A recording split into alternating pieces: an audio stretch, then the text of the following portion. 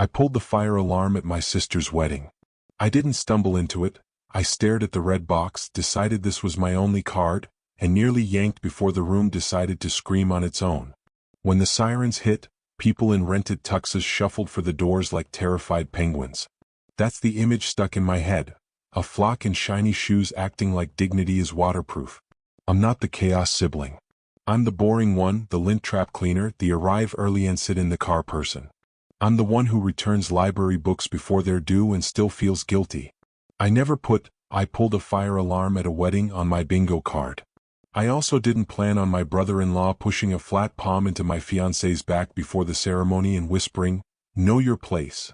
I didn't plan on the officiant being my ex's mother. And I definitely didn't plan on smelling pistachio sugar drifting through the ballroom like a dare. The room was over-air conditioned to meet locker levels, flowers piled into an arch like a prom backdrop with a black card budget, chairs angled just enough to guarantee elbow brushes and old resentments. I'd been promoted to backup usher because, as my sister put it with a joke that stuck, "You're good at logistics and not that cute in photos, so keep moving." I laughed then. Later it felt like a splinter I couldn't tweeze out.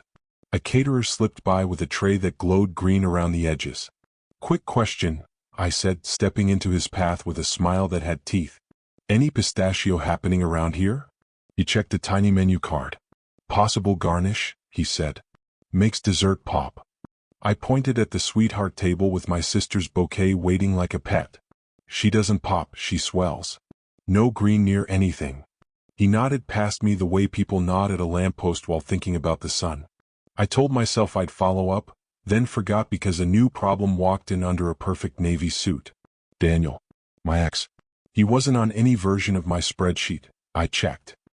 He slid into a seat with the casual confidence of a man who knows where your soft spots used to live and set a small red gift bag under his chair like it needed supervision. He caught my eye for half a second, just enough to flick a switch in me I thought I'd removed. Jonah, my fiancé, was across the aisle negotiating a centerpiece dispute between my aunt and a child chewing a napkin. My future mother-in-law arrived late in a neon wrap that could redirect planes and said, "Honey, the coordinator sat us behind a column." "You'll see fine," I lied, trying to sound like a person who could move architecture with tone. The ceremony began. The officiant stepped up and the side of my brain that holds scars pinged. Daniel's mother. Same tidy hair, same tiny white line by the eyebrow from the ski accident she recited whenever chores approached. She didn't look at me. She didn't have to. Her voice slid into "Dearly beloved," and suddenly we were all strapped to a carousel that had been moving the whole time. The vows were sweet. My sister cried in soft, pretty ways. Evan, the groom, said her full name like he'd practiced, and the photographer ate it up. I tried not to catalog how many phrases sounded like something I'd written years ago at a sticky table in a different life. Home not a place, quiet bravery of ordinary love. Weddings copy. That's their nature. Still, I could feel tiny citation numbers landing in the margins of the room. Right at the pronouncement, the alarm hiccuped. One electronic cough, while the AC gave up and the air shifted from airport gate to toaster oven. A baby yelled. The officiant plowed forward, and the hiccup folded back into the music like a future ghost deciding to wait. Cocktail hour scattered everyone into clusters of sugar and relief. I kept one eye on servers and one on Jonah. He smiles when anxious. It's a tell you can hear. Evan slid over to him again and said in a voice coated with butter, "Be on your best behavior, yeah? No drama today." Jonah nodded with the half apology of someone raised by silence. I walked up. Evan spread his arms like a man who believes he's generous. "There she is," he beamed and went for a hug that smelled like cologne and the word brand. I let him miss by an inch. "Don't talk to my fiancé like that," I said, calm and bright. "It's a joke," he said, the universal adapter for all small cruelties. My sister drifted close, already tired of being the sun. "What's going on?" "Nothing," I said, because sometimes love is choosing which fight gets to ride home with you. When I looked for Daniel again, the red bag wasn't under his chair anymore. It sat near the sweetheart table, shiny as a stoplight. My stomach tightened. I told myself it was nothing because tiny bags don't explode and I was here to smile. Dinner came with speeches. Evan opened with a line about my sister's exes not knowing the difference between there, and there. The room laughed the obedient laugh. I remembered holding my sister on my couch while she said a boy told her her body was fine. I raised my glass and watched a tray of mini tarts float toward the sweetheart table, dusted with a pretty green halo. I moved. "Hold up," I told the server who looked too young to drive. "What's the dust?" She checked her card and spoke the word that tightens my throat. I took the tray. I don't remember where it went. I just remember the feeling, like the whole room had been singing slightly off-key and I was the only one who could hear it. For context, when my sister was 19, pistachio-adjacent ice cream ended in an ER, a doctor reading the word anaphylaxis like he didn't want to wake it. She usually gets hives, puffy lips. Once it got mean. She carries an EpiPen except when she forgets. She forgot tonight. I found Jonah at the bar. "You okay?" I asked, code for the bruise Evan's words left. "Great," he said, code for bees in a jar. I kissed his cheek. It tasted like sweat and powder from 100 congratulatory faces. "We can leave early," I whispered. "It's your sister's wedding," he said, and I heard the unsaid in the space after. I cornered my sister between photo ops. "Daniel is here." Her face did the florist's late wince. "So, why is he here?" She shrugged. "Evan invited co-workers. Daniel works in tech. Everyone does." She squeezed my hand. "Not today." I swallowed the hard words whole. When the DJ announced a special moment, phones lifted like prayer. The track didn't start. A voice did. My sister's voice, crisp and naked, filling the room from the speakers. "You said you'd never marry someone like him. You said he reminds you of your father in all the wrong ways." We were in my kitchen again, rose, nail polish, safe walls, except now the walls were speakers and the safety was gone. Faces snapped toward me like someone yelled my name. Evan stared at me like I'd thrown a rock. My mother grabbed my wrist. Jonah stepped between us. I walked to the DJ, asked for the mic, and didn't ask twice. "I didn't do that," I said into a room made of eyes. Laughter bubbled in the back because some people can't handle live wire without jokes. If I wanted to ruin this wedding, I'd be more creative. Whoever thought this was clever just played a private conversation recorded without consent. That's a crime. If you've got that file, hand it over. A hand went up. "Daniel." "I sent it to him," he said, pointing at Evan like they were teammates. Evan smiled too big. "He did. But only after she sent it to him." He pointed at me and somewhere far away a glass broke itself. "Here's the missing math. I never sent that voice note to anyone. My sister sent it to me late at night because sometimes you need to hear your own fear outside your ribs." I listened. She calmed down. I deleted it. A week later, Evan plugged his phone into her laptop to fix a playlist. A backup folder synced. He found the note, listened, saved it. At some point he got a message from Daniel, their new advisor, about how weddings bring out the truth. Evan forwarded the clip. Daniel did what Daniel does. He treated other people's pain like a prop. While that truth was surfacing in whispers and stares, my eyes landed on the red bag parked by the sweetheart table. The napkin-eating kid was already on it, fingers inside like treasure. I reached him in 3 strides. The jar came up in my hand like a skull in a stage play. The glitter marker on the label read "Lucky Nuts." Inside, pistachios. Maybe it was a gag gift. Maybe some cousin thought it would be edgy to flirt with danger in a room with an EpiPen. Maybe someone thought allergies are personality choices. I didn't care about the theory. I cared about the powder dusting the rim. I tossed the jar and didn't notice the green sheen on my dress until later. Back by the newlyweds, my sister and Evan stood in that stiff pose couples take when fighting in public while pretending not to, bodies close, mouths tight, eyes speaking loud. I heard him say, "You exaggerated." I heard her say, "I confided in my sister." He said, "So did I." She said, "To my ex." He said, "He's not your ex to me." That to me did a lot of work. Daniel resurfaced at the edge of the cake like a magician practicing misdirection. He lit a cigarette he didn't need and looked at me like a cat that just set an object on the floor to watch it wobble. "I'm sorry," he offered, words he thought would crash pad him. "Don't," I said. He shut up for once. The alarm pulled us outside. The air tasted like exhaust and second chances.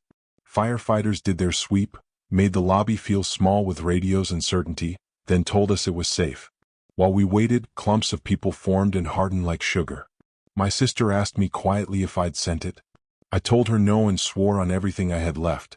Jonah's hand squeezed mine 3 times. I'm here. Evan hovered with the restless energy of a man troubleshooting optics. Daniel approached with another USB like a salesman who can't read a room. He said it was the pitch deck I'd helped write years ago. He held it out toward Evan the way men offer temptation when they want a favor later. Evan stared like the drive contained a door. My sister made a sound that wasn't a word and told him with a look what crossing would cost. We went back in. The DJ leapt to the cha-cha slide the way paramedics grab defibrillators. It worked for the half of the room wired for instruction. The kid who pulled the alarm got cake first because his mom believed in reward systems. My mother invented a theory about the cousins and the pistachios. My aunt discovered you can reattach a false eyelash with a warm napkin if you commit. Human resilience is a party trick and a warning. I danced with Jonah. He moves like an earnest tree. It's my favorite thing. We can go, he said, and for the first time I pictured it. Bad hotel sheets, a dumb movie, no script. Maybe, I said. My sister appeared like a ghost with mascara tracks. Can we talk? We stood in a hallway so cold it made breath visible. Did I make a mistake? She asked. People think weddings are contracts. They're mirrors. I could have lied. I told the messy truth. You love him. He loves the idea of you. Maybe he grows, maybe he doesn't. You need someone who would eat glass before sending your voice to a stranger. You're brave enough to stop this even now. If you don't, I'm still here, barbecues, camping, dog sitting. She laughed once, a broken bell. I didn't ask you to watch my dog. I know, I said. I'm volunteering. I'm stupid like that. We went back. Evan tried to pull her to a photo. She said later. He said please. She said later again. The bouquet toss happened. A cousin sprained a wrist like the flowers were a lifeboat. A dress ripped and got mended with tape and prayer. Life kept reasserting itself with small, ridiculous triumphs. The cake was a white tower trying a little too hard. The server cut the photogenic slice. My sister lifted a fork and looked at me across 15 feet and 40 cell phones. I shook my head once. She smiled and said to the room, tasting first.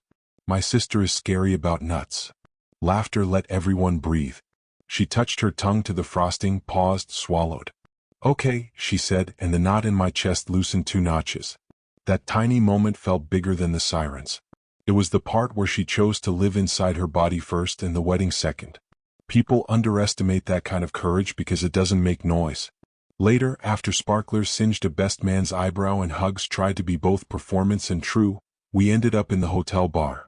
Carpet busy enough to hide spills, lights low enough to forgive faces. My sister stared into water like it might advise. Evan stood across the room with Daniel and a pair of men who looked like future LinkedIn posts about lessons learned. Jonah ordered fries because he knows you can anchor a spinning person with salt. Can we not do any more of this? Evan asked when he came over, waving a hand that accidentally included all of us. Any more truth? I asked. Drama, he corrected with a smile that thought it was kind. I'm going to bed, my sister said. We're going to bed, he answered. I'm going to bed, she repeated, and that was the first time all night I felt a clean line draw itself. He left with his chorus. She stayed. We ate in the quiet that tastes like victory and smoke. I'm not ready to discuss annulment or whatever, she said. I'm going to sleep. Sleep is underrated, I said. I'll be next door. Like when we were little, she smiled. Like when we were little, I said. At her door she hugged me like I had a pacemaker. I don't. Thank you for not sending it. Thank you for believing me. I always believe you, she said, which is almost true. In the morning she texted a single heart and a photo of her shoes tossed on the floor, and sometimes that's a decision too. I blocked Daniel. I didn't send the message I drafted that was just the word, no. I chose to unsay him instead. Evan emailed a paragraph with moving forward 4 times and family twice. My mother called the pistachios a prank. My aunt posted a blurry dance video with a caption about love winning. People curate their endings, that's how they survive. And me? I didn't actually pull the fire alarm. A kid did, gleefully, with no idea he was saving me from my worst impulse. But I walked to the box. I made the decision. That choice lives in me as loudly as any siren. The morning came in with that bleached hotel light that makes even good decisions look overexposed. The hallway smelled like burnt coffee and quiet shame. I met my sister outside the elevator, both of us wearing the kind of t-shirts you only put on when you've survived something together. Soft, anonymous, slightly damp from the AC's weird mood. We didn't hug. We shared a nod like a ceasefire. The lobby had been reset overnight, like the hotel itself refused to believe in memory. Balloons gone, flowers arranged into complimentary arrangements by a ruthlessly cheerful woman, a sign near the bar advertising mimosas as if bubbles could sand down the truth. My mom was already there because of course she was organizing brunch like a general who believes in toast. She had a smile so tight it could crack glass. "Family table," she said. "We're celebrating."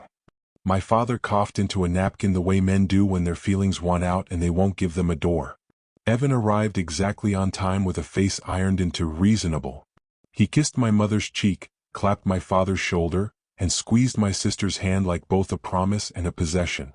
"Rough night," he announced to the room as if we'd all dreamed it together. "But we move forward." He said it like a manager kicking off a Monday. My sister's mouth twitched like a lie she didn't want to tell. I looked around for Jonah and found him at the coffee urn, talking to the kid who'd pulled the fire alarm. The kid was explaining with the matter-of-fact tone of small philosophers that red things are for pushing. Jonah nodded like he'd been told a law of nature. Daniel wasn't at brunch. His not there felt loud. His mother, the officiant, was.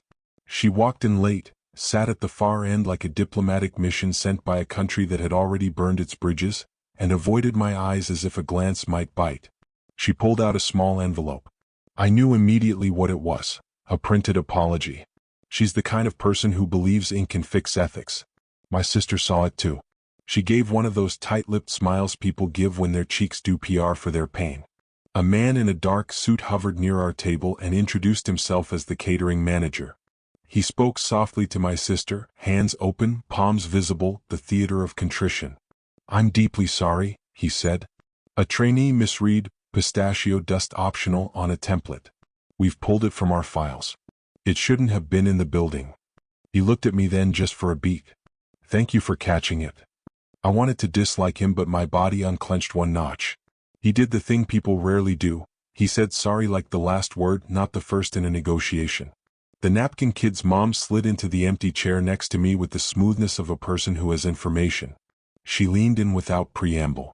"I saw someone put the red bag by the sweetheart table," she said. "It wasn't your ex, different suit. Shiny shoes, square shoulders. Cufflinks with little gears." She made a face. "Tech guy vibes." She shrugged as if that detail alone could convict a demographic. "He acted like he belonged." "Did you see his face?" I asked. "Side profile," she said. "Sharp hairline, beard that looked expensive." She glanced over at Evan's cluster of co-workers trading stories at the omelet station. Half the men fit the description. That's the thing about certain tribes. They come with a uniform. My phone buzzed on the table. A message from an unknown number. Didn't mean to hurt anyone. Chaos reveals what people really are. I didn't need the name to know who wrote it. I blocked the number the way you swat a mosquito you already know will come back. Evan stood to speak because he cannot let a room be. "I want to address what happened," he announced, tapping his glass in that universal request to own the air. The clink made my teeth ache. "Last night something private was shared publicly. That hurt my wife. That hurt me. We've spoken, we're good, and we're asking for privacy as we move forward." He looked at my sister while he said, "We're good," like an actor checking his cue. She stared at her plate and nodded once, the kind of nod that could be a yes or a placeholder. I could feel the room start to calcify around his version. People love a confident narrative. It gives them a path out of discomfort without walking through any of the fire. My aunt leaned over and whispered, "It's best not to dwell. She is always gardening in other people's dirt." My mother smiled wider, which is her way of saying she hates whatever is happening and will perform love until it behaves. Jonah returned with coffee and slid a plate of toast toward me like a care package. "Eat," he said. His thumb brushed my wrist, an anchor disguised as an accident. I ate like a person who knows food is not just calories but gravity. Across the table, Evan put an arm around my sister's chair. She didn't lean in. It was small and it was everything. After brunch, we did the post-war organization. Gifts into cars, garment bags navigated through revolving doors, my father and Jonah debating trunk Tetris like it mattered more than oxygen. The hotel staff wheeled out the pile of presents like they were moving a friendly mountain. The red bag was not among them. I didn't know if that meant it had been thrown away, reclaimed by its sender, or tucked into the night like a joke someone couldn't resist keeping. The officiant intercepted me near the elevators. "May I?" she asked, lifting the envelope like a sacrament. I wanted to say no on principle. I let her press it into my hand because sometimes accepting a gesture is the fastest way to end a scene. "I never would have agreed to this if I'd known," she said, voice humid with regret. "I didn't know until halfway through when I saw your face." I nodded once. "I believe you didn't plan it," I said. "I also believe you loved the performance." She flinched like I'd struck her. "We do what we can," she murmured. I think she meant comfort. It sounded like absolution. I didn't open the envelope. I tossed it in a lobby trash can with a swing that felt ceremonial. Back in the room, my sister sat on the edge of the bed, veil tossed on a chair like a ghost. She was scrolling through messages with the frenetic thumb of someone trying to find proof that reality was different elsewhere. "Everyone says they love me," she said.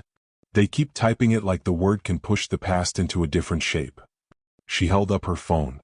Comments from cousins, co-workers, a friend from high school she'd unfollowed twice and refollowed 3 times.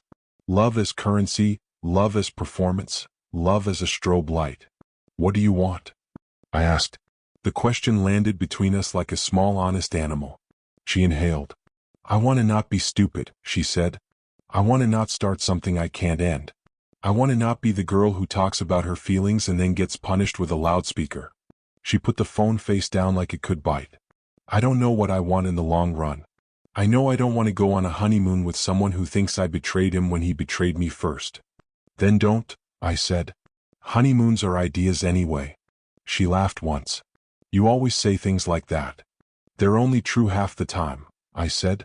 "I just try to pick the right half." Evan knocked like a hotel detective. He came in without waiting for the second come in. "Flights are at 5, he said, officiant, brisk, his voice wearing a tie. "We should head to the airport by 2. My sister didn't look at him. "I'm not going." He blinked like she'd spoken Paleo Hebrew. "We can rebook," he said, already adapting, already smoothing. "We'll go tomorrow." "I'm not going," she repeated, and when she said it this time, the air changed shape around the words. He tried the next tool, magnanimity. "I'm not mad," he said. "I get that you're embarrassed. We'll fix it together." She stood, and for a second she looked exactly like she had at 7 when she told me to stop stealing her markers. Chin up, eyes flinty, spine older than me. "You sent my voice to someone I didn't choose," she said. "You called it truth. You called me dramatic. I'm allowed to be both honest and dramatic, but I'm not obligated to do it on your schedule." He smiled like someone practicing empathy in a mirror. "You're spiraling, babe. Take a beat." He put a hand on her shoulder and left it there. She stared at it like it belonged to a museum. "Take your hand off me," she said without volume.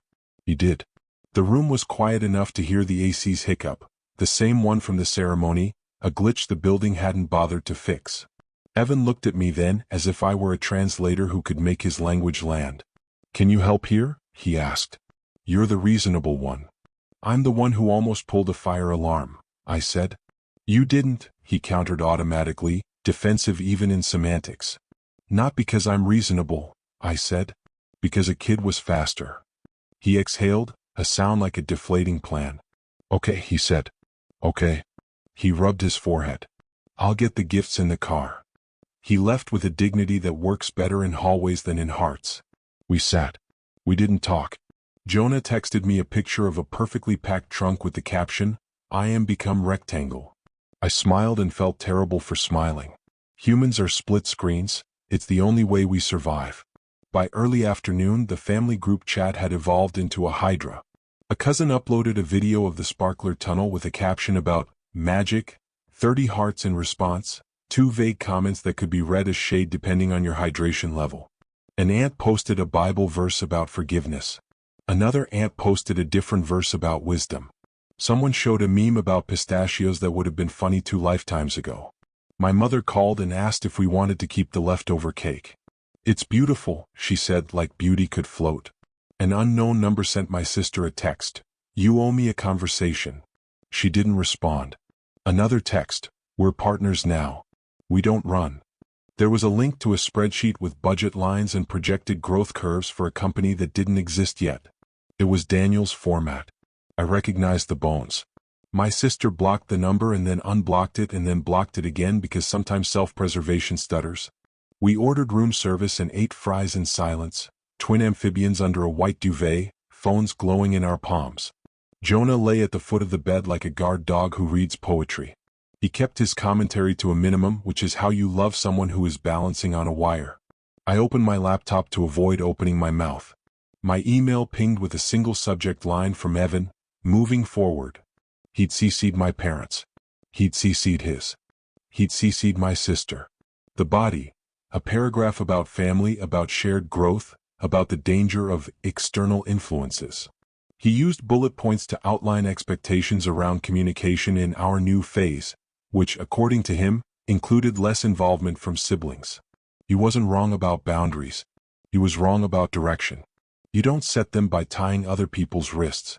I didn't respond. I sent my sister a file instead, a plain text document with a list of questions no one could answer for her. What do I need to feel safe? Who do I trust with my voice? What am I afraid will happen if I say no?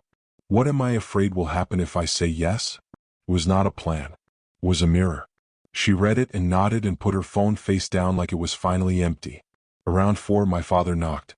He came in like a man entering a museum after hours. He sat in the chair, patted his knees once and cleared his throat. When I married your mother, he began, and I braced for folklore. I thought vows were promises you made to the other person. They are. They're also promises you make to yourself about the person you're choosing to be.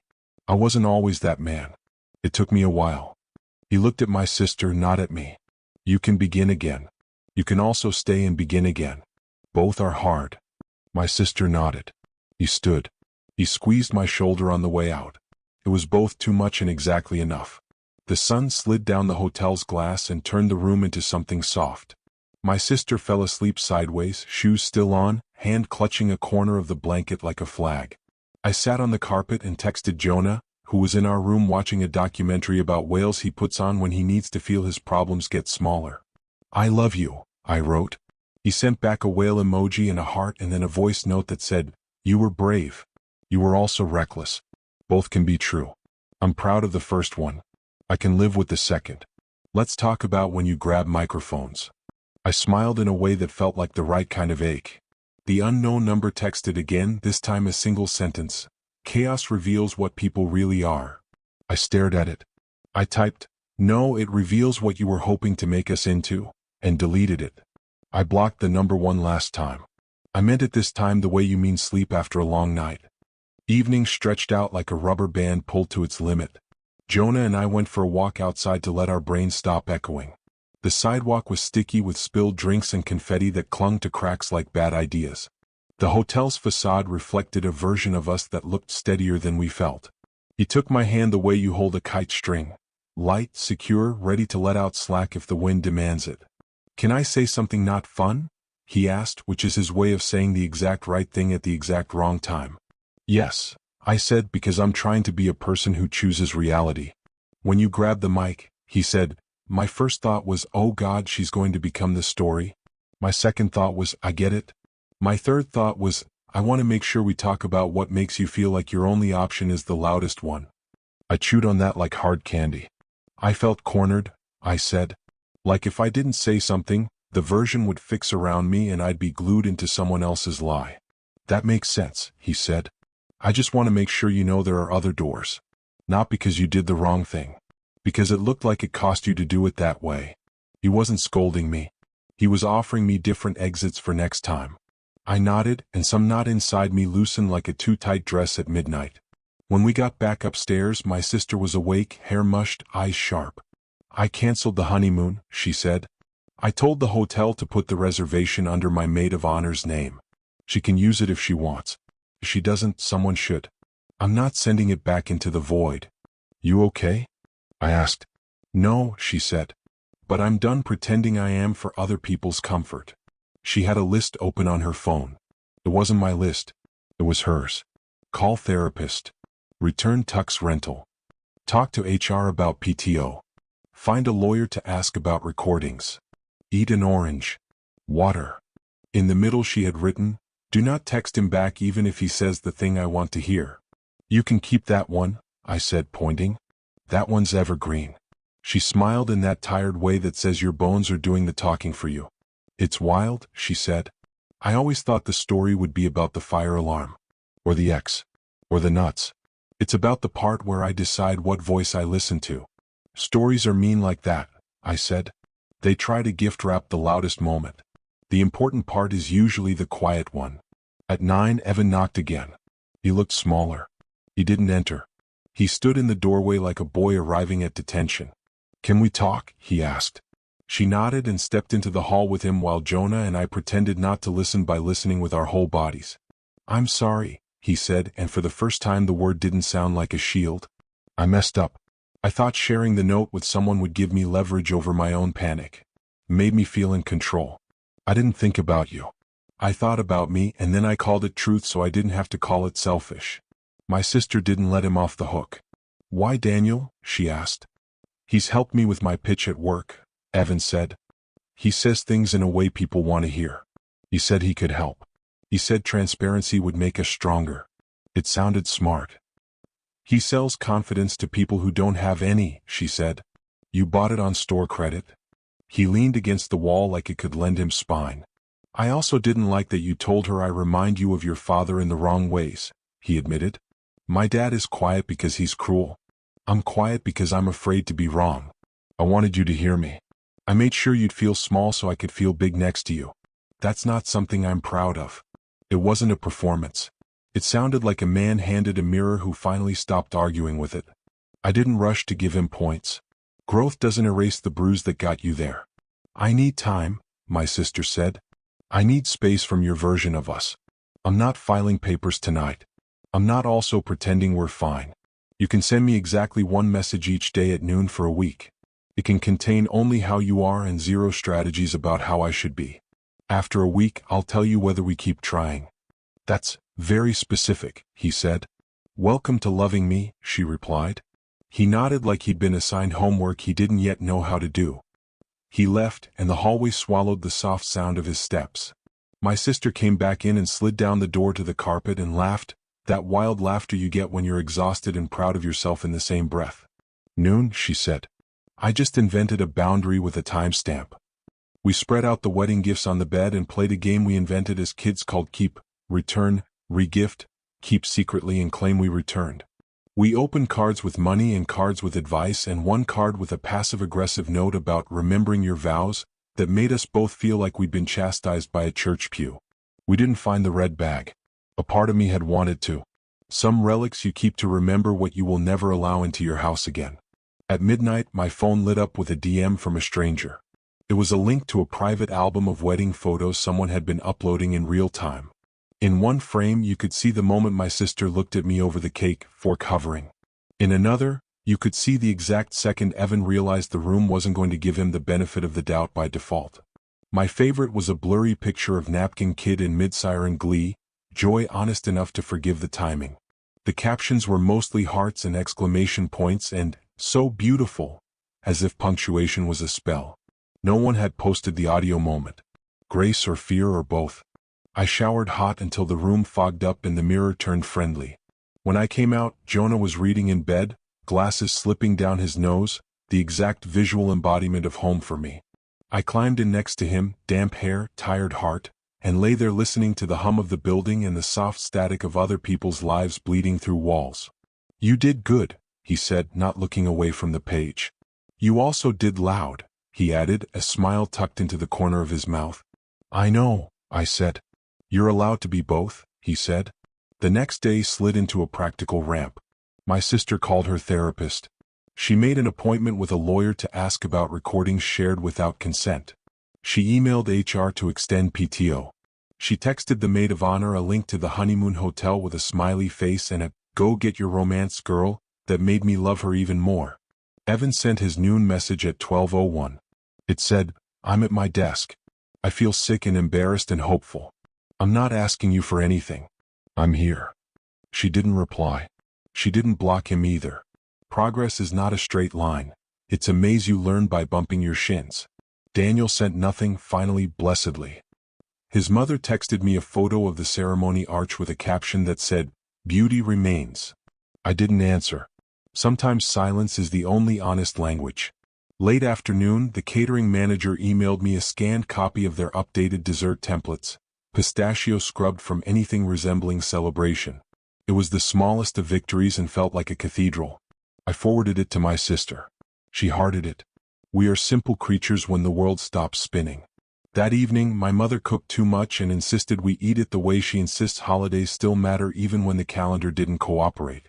We sat at the same table where my sister had once thrown peas at me, and then at the same table where we had cried into SAT prep books, and at the same table where Jonah asked for my parents' blessing mostly because he knew it would make my dad feel honored. We ate chicken cooked within an inch of its life, corn that tasted like sugar pretending to be a vegetable, salad we didn't need but ate because green felt like penance. Conversation tiptoed around the wedding like it was a sleeping dog you didn't want to wake. My father finally cleared his throat. "We love you," he said, as if the sentence were made of bricks and he needed help carrying it. "We are here. We will not pick sides. We will also not play pretend. If you decide to stay, we'll show up. If you decide to go, we'll show up. If you decide to hold for a while, we'll show up then too." My mother nodded and squeezed my sister's hand and then mine and then Jonah's because she has always believed love is something you can pass around like bread. On the drive back to the hotel, the sky did that city dusk thing where the horizon looks bruised and hopeful. Jonah rolled down the window and let the air slap our faces. We didn't talk. We held hands at red lights. We listened to a song we'd loved in our 20s and discovered the words had aged into different meanings.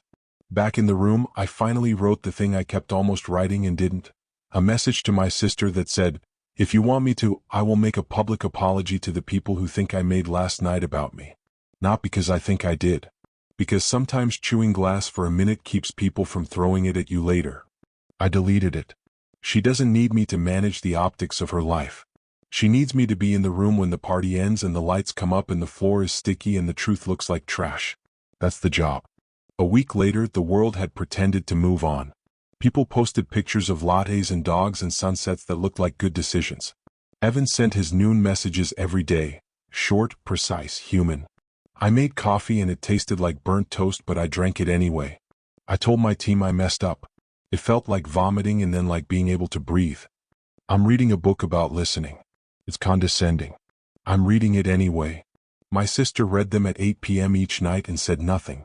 He did not break the rules. That counted for more than I wanted it to. Daniel resurfaced in the only way he knows, through other people's mouths. A coworker mentioned at lunch that he'd heard someone say transparency is the only way to build a marriage, and my sister's face did that thing where it smoothed over like freshly poured concrete. She didn't argue. She texted me a trash can emoji. I sent back a broom. We have a language. The catering manager mailed us a handwritten note and a gift certificate to a restaurant with no nuts on the menu. "For a do-over someday," he wrote. It felt like grace. We scheduled it for a Tuesday. We wore clothes that didn't know how to be formal. We ordered dessert first and asked 3 times about ingredients and ate slowly and laughed maybe too loudly when the check came with 2 chocolate mints and a tiny card that said, "Safe." The world is ridiculous. Sometimes it helps. On the last day of the 1-week window, Evan's noon message arrived like a man checking a box and a boy trying not to beg. I don't know how to ask for another chance without making it about me. I also don't know how not to ask. If you say no, I'll stop. If you say maybe, I'll wait. If you say yes, I'll meet you in the version of us where we don't use the word truth as a weapon. It was the best thing he'd written. It was also a little bit of a performance because what isn't? At 8 p.m., my sister typed for a long time. I watched the bubble on my own screen because she shares drafts with me the way some people share playlists. She wrote, "I'm not going to file today. I'm also not going to move back in. We can talk on Wednesdays at 3 in a public place for 1 hour with no plans to fix anything, just to listen. If you can do that for a month, we can decide the next thing.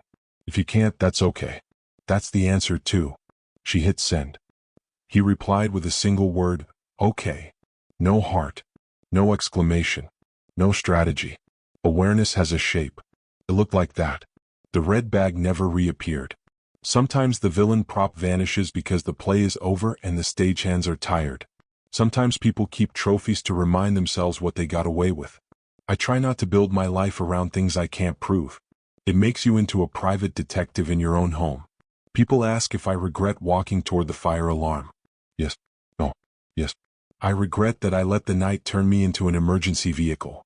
I don't regret that the siren interrupted a stupid, ugly script written by men who think pain is a tool.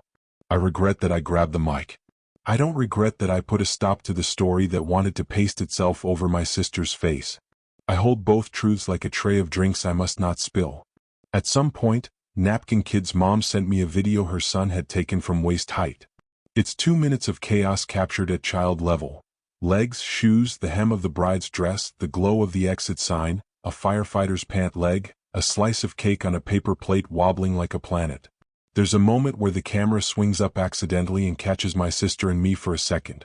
Her eyes on me, my head shaking, no, a fork hovering. Then the camera drops back down to the pure joy of puddles and flashing lights. I watched it twice and cried the second time without knowing exactly why. Maybe because the truth is a fork in the air and someone you love watching your face. I haven't spoken to Daniel. I don't plan to. His mother sends seasonal texts now, photos of leaves and sunsets and the word peace, like it's a QR code. I don't scan it. Evan and I have had one conversation alone. He thanked me for protecting my sister's allergy with the focus of a soldier. He didn't thank me for the mic. That's fine. He doesn't have to bless the part of me that scares him. He can learn to work around it or walk away from it. Either is honest. Jonah and I talked about microphones. If we ever get married, he said, and my heart did a weird hiccup, I'd like you to be the person who walks up to the DJ only to request a song. I'd like to be that person, I said. I'd like to live in a story where that's my role. He kissed my forehead like a stamp and said, we get to write that, babe. Weeks later, I passed the hotel on the way to a different life and saw a different bride under the same arch, smiling a smile that could mean 30 different things. The AC hum was still there, probably still broken. Someone will fix it one day. Or they won't, and people will learn to love each other a little louder to cover the glitch. Sometimes I think about the jar, the pistachio dust, the glitter marker handwriting. Did someone think they were being funny?